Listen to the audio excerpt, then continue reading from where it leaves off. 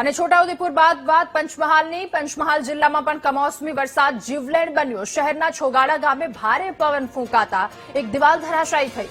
મકાનની દિવાલ ધરાશાયી થતા 2 લોકોના મોત નીપજ્યા।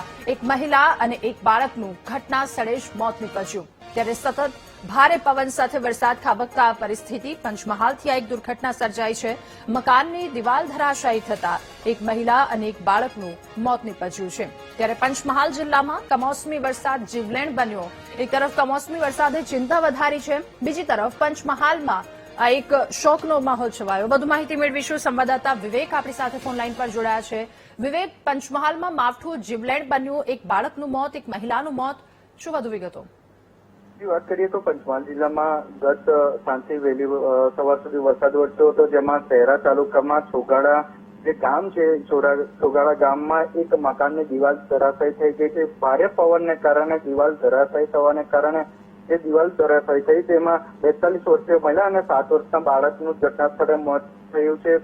હાલ જે તંત્ર દ્વારા અને પોલીસ દ્વારા તે બંનેને સીએમ અર્થે હાલ શહેરા પોલીસ મથકે લાવી અને ગુનો દાખલ કરીને વધુ કાર્યવાહી હાથ ધરી દીધી। વિવેક, આભાર આપનો વિગતો સાથે જોડાવા બદલ।